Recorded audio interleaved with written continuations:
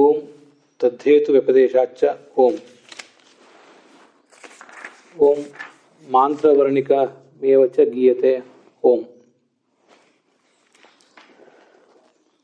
ತದ್ಧೇತು ವ್ಯಪದೇಶಾಚ್ಚ ಅನ್ನುವ ಸೂತ್ರಕ್ಕೆ ಸಂಬಂಧಿಸಿದಂತೆ ಈಗಾಗಲೇ ತತ್ವಪ್ರದೀಪ, ಸತ್ತರ್ಕ ದೀಪಾವಳಿ, ಬ್ರಹ್ಮಸೂತ್ರ ಭಾಷ್ಯ ಇದೆಲ್ಲವನ್ನು ಕೂಡ ನಾವು ನೋಡಿ ಮುಗಿಸಿದ್ದೇವೆ. ಇದಕ್ಕೆ ಸಂಬಂಧಿಸಿದಂತೆ ಭಾವಪ್ರಕಾಶಿಕದಲ್ಲಿ ಹೆಚ್ಚಿನ ವಿಷಯ ಏನೂ ಇಲ್ಲ. ಆದರೆ ಕೋಹ್ಯೇವ ಅನ್ಯಾತ್ ಕಃ ಪ್ರಾಣ್ಯಾತ್ ಅನ್ನುವ ಒಂದು ವಾಕ್ಯ ಏನಿದೆ, ಉಪನಿಷತ್ತಿನ ವಾಕ್ಯ, ಅದಕ್ಕೆ ಜಯತೀರ್ಥರು ಮಾಡಿರುವಂಥ ಒಂದು ಅರ್ಥ, ಅಲ್ಲಿ ಸುಧಾದಲ್ಲಿ ಜಯತೀರ್ಥರು ಮಾಡಿರುವ ಅರ್ಥ ಬೇರೆ ಇದೆ, ಇಲ್ಲಿ ಮಾಡಿರುವ ಅರ್ಥ ಬೇರೆ ಇದೆ ಅಂತ ಆ ಒಂದು ಅಂಶದ ಬಗ್ಗೆ ಅವರು ನಮ್ಮ ಗಮನ ಸೆಳೆದಿದ್ದಾರೆ. ನಾವು ಕಳೆದ ದಿವಸ ಅದನ್ನು ಹೆಚ್ಚು ಗಮನಿಸಲಿಲ್ಲ, ಅದಕ್ಕೆ ಇವತ್ತು ಅದನ್ನು ಗಮನಿಸಿ ಮುಂದೆ ಹೋಗಬೇಕು. ತದ್ಧೇತು ವ್ಯಪದೇಶಾಚ್ಚ ಅನ್ನುವ ಸೂತ್ರಕ್ಕೆ ಸಂಬಂಧಿಸಿದಂತೆ ತತ್ವಪ್ರದೀಪ, ತತ್ವಪ್ರಕಾಶಿಕ ಅದನ್ನು ಇನ್ನೊಂದು ಸರಿ ಗಮನಿಸಿ. ಆ ವಾಕ್ಯ ಮಾತ್ರ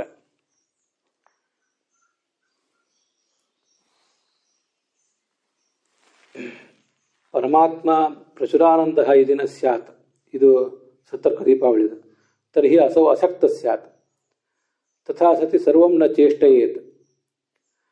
ಭಗವಂತ ಅಶಕ್ತ ಆಗಿಬಿಡ್ತಿದ್ದ, ಅವನು ಆನಂದಮಯ ಅಲ್ಲದೆ ಹೋಗಿದ್ರೆ. ಆಗ ಅವನು ಎಲ್ಲವನ್ನು ಕೂಡ ಚೇಷ್ಟೆಗೆ ಒಳಪಡಿಸ್ತಿರ್ಲಿಲ್ಲ, ಕ್ರಿಯೆಗೆ ಒಳಪಡಿಸ್ತಿರ್ಲಿಲ್ಲ. ಅವನ ಪ್ರೇರಣೆ ಇಲ್ಲದೇನೆ ಲೋಕ ಅಂತನ್ನುವುದು ಲೌಕಿಕ ಕ್ರಿಯೆಯನ್ನಾಗಲಿ ಧಾರ್ಮಿಕ ಕ್ರಿಯೆಯನ್ನಾಗಲಿ ಮಾಡಲಿಕ್ಕೆ ಸಮರ್ಥ ಆಗ್ತಿರ್ಲಿಲ್ಲ. ಕಹ್ ಅನ್ಯಾತ್ ಕಹ್ ಪ್ರಾಣ್ಯಾತ್ ಅಂತ ಹೀಗೆ ಎರಡಿದೆ. ಅನ್ಯಾತ್ ಅಂದರೆ ಚೇಷ್ಟೆಯನ್ನು ಮಾಡ್ತಿರ್ಲಿಲ್ಲ ಅಂತ ಹೀಗೆ ಅರ್ಥ.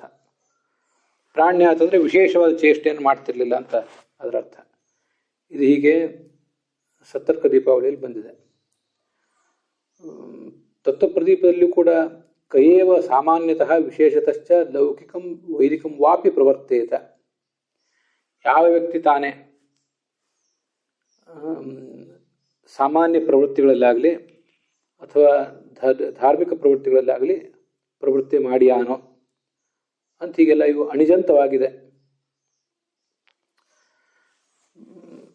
ಬೇರೊಬ್ಬ ವ್ಯಕ್ತಿ ಯಾರು ತಾನೇ ಪ್ರವೃತ್ತಿ ಮಾಡಲಿಕ್ಕೆ ಸಾಧ್ಯ ಅಂತ.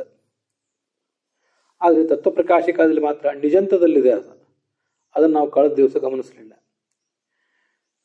ವಿಷ್ಣು ಯದಿ ಪೂರ್ಣಾನಂದೋ ನ ಸ್ಯಾತ್, ಈಗ ತತ್ವಪ್ರಕಾಶಿಕಾದ ವಾಕ್ಯ ಓದ್ತಾ ಇದ್ದೇನೆ. ವಿಷ್ಣು ಒಂದು ವೇಳೆ ಪೂರ್ಣಾನಂದ ಆಗಿಲ್ಲದೆ ಹೋದರೆ ತದಾ ಅಸೌ ಲೋಕಂ ನ ಪ್ರವರ್ತಯೇತ್, ಅವನು ಲೋಕವನ್ನು ಪ್ರವೃತ್ತಿಗೆ ಒಳಪಡಿಸ್ತಿರ್ಲಿಲ್ಲ. ಆನಂದೋದ್ರೇಕ ಒಂದು ಕಾರಣ ಬಿಟ್ಟು ಆ ಭಗವಂತನ ಪ್ರವೃತ್ತಿಗೆ ಬೇರೆ ಯಾವ ಕಾರಣವೂ ಇಲ್ಲ. ತಥಾಚ ಕಹ ಲೋಕಂ ಚೇಷ್ಟಯೇತ್ ಧರ್ಮಾದೋ ಕಹ ಪ್ರವರ್ತಯೇತ್. ಇದು ನೋಡಿ, ಇದು ಈ ತತ್ವ ಪ್ರದೀಪದಲ್ಲಿ ಮತ್ತು ಸತ್ತರ್ಕ ದೀಪಾವಳಿಯಲ್ಲಿ ಮಾಡಿರುವ ವ್ಯಾಖ್ಯಾನಕ್ಕಿಂತ ಭಿನ್ನವಾಗಿದೆ. ಅನ್ಯಾತ್ ಪ್ರಾಣ್ಯಾತ್ ಅಂತ ಎರಡು ಕ್ರಿಯಾಪದಗಳಿವೆ ಅಲ್ಲ, ಅವೆರಡು ಕೂಡ ಮೂಲತಃ ಅಣಿಜಂತದಲ್ಲಿವೆ.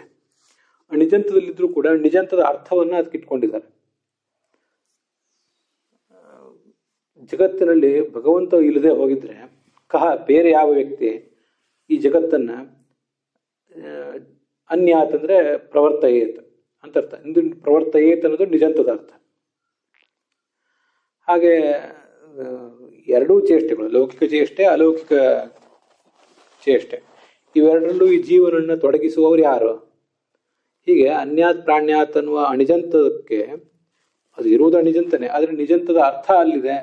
ಅಂತರ್ನೀತ ನಿಜ ಅಂತಾರೆ ಅಂತ, ಅದನ್ನು ಆ ಥರ ಪ್ರಯೋಗ ಮಾಡಿದ್ದಾರೆ ಅಂತ ಅದಕ್ಕೆ ಜಯತೀರ್ಥರದು ವ್ಯಾಖ್ಯಾನ ಇದೆ.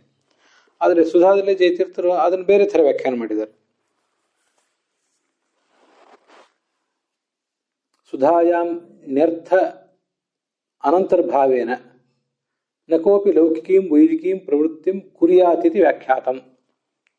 ಸುಧಾದಲ್ಲಿ ಅದೇ ಜಯತೀರ್ಥರು ಈ ಅನ್ಯಾತ್ ಪ್ರಾಣ್ಯಾತ್ ಅನ್ನುವುದಕ್ಕೆ ಈ ನಿಚ್ ಪ್ರತ್ಯಯದ ಅರ್ಥವನ್ನು ಇಟ್ಕೊಳ್ಳದೆ, ಅಂದರೆ ಅಂತರ್ಗತ ನಿಚ್ ಪ್ರತ್ಯಯವನ್ನು ಇಟ್ಕೊಳ್ಳದೆ, ಯಾರೂ ಕೂಡ ಲೌಕಿಕವಾದ ಪ್ರವೃತ್ತಿಯನ್ನಾಗಲಿ ವೈದಿಕ ಪ್ರವೃತ್ತಿಯನ್ನಾಗಲಿ ಮಾಡಲಿಕ್ಕೆ ಸಾಧ್ಯ ಇಲ್ಲದೇ ಇರಬೇಕಾದೀತು ಅಂತ ಹೀಗೆ ವ್ಯಾಖ್ಯಾನ ಮಾಡಿದ್ದಾರೆ.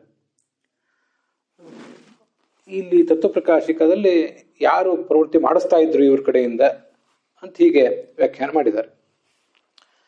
ಎರಡು ವ್ಯಾಖ್ಯಾನಗಳು ಸರಿನೇ, ನಮಗೆ ಋಗ್ಭಾಷೆ ಇತ್ಯಾದಿ ಕಡೆಗಳಲ್ಲಿ ಬಂದಿದೆ. ಭಗವಂತನಿಗೆ ಸಂಬಂಧಪಟ್ಟಂತೆ ಹೀಗೆಲ್ಲ ವಿಚಾರ ಮಾಡುವಾಗ ಅಂತರ್ಗತವಾದ ನಿತ್ಯದ ಅರ್ಥವನ್ನು ಇಟ್ಕೋತಾರೆ. ಭಗವಂತನೇ ಎಲ್ಲರನ್ನೂ ಚೇಷ್ಟೆಯಲ್ಲಿ ತೊಡಗಿಸುವವನು, ಭಗವಂತನನ್ನು ಬಿಟ್ಟು ಮತ್ತಾರು ಚೇಷ್ಟೆಯಲ್ಲಿ ತೊಡಗಿಸ್ಲಿಕ್ಕೆ ಸಾಧ್ಯ ಅಂತ ಹೀಗೆ. ಆದ್ದರಿಂದ ಅನ್ಯಾತ್ ಪ್ರಾಣ್ಯಾತ್ ಇವೆರಡರಲ್ಲಿ ಮೂಲತಃ ನಿಚ್ ಇಲ್ಲ. ಇಲ್ಲದೆ ಹೋದರೂ ಕೂಡ ಅಂತರ್ಗತವಾದ ಅಂದರೆ ಅಲ್ಲಿ ಗುಪ್ತವಾದಂತಹ ನಿಚಿನ ಅರ್ಥವನ್ನು ಇಟ್ಕೊಳ್ಬೇಕು ಅಂತ ಹೀಗೆ ಬೇರೆ ಬೇರೆ ಕಡೆ ಬಂದಿರ್ತದೆ. ಅದೇ ಥರ ಇಲ್ಲಿ ತಗೊಂಡಿದ್ದಾರೆ ಅಷ್ಟೇ. ಇದು ಒಂದು ಭಾಷ್ಯ ದೀಪಿಕಾದಲ್ಲಿ ಆ ವ್ಯತ್ಯಾಸ ತೋರಿಸಿದ್ರೆ. ಕಳೆದ ದಿವಸ ನಾವು ಆ ಪ್ರವರ್ತಯೇತ್ ಅಂತ ಅನ್ನೋದಕ್ಕೆ ಅರ್ಥ ಹೇಳಲಿಲ್ಲ ಅಂತ ಕಾಣಿಸ್ತದೆ, ಅಥವಾ ಹೇಳಿದಿರ್ಬೋದು, ಮರ್ತಿದ್ನೇನೋ. ಪ್ರವರ್ತಯೇತ್ ಅಂದರೆ ಯಾರು ಪ್ರವೃತ್ತಿ ಮಾಡ್ಲಿಕ್ಕೆ ಸಾಧ್ಯ ಅಂತ ಅರ್ಥ ಹೇಳಿದ್ರೆ ಅದು ಸರಿಯಾಗೋದಿಲ್ಲ. ಯಾರು ಪ್ರವೃತ್ತಿ ಮಾಡಿಸ್ಲಿಕ್ಕೆ ಸಾಧ್ಯ ಅಂತ ಅದಕ್ಕೆ ಅರ್ಥ.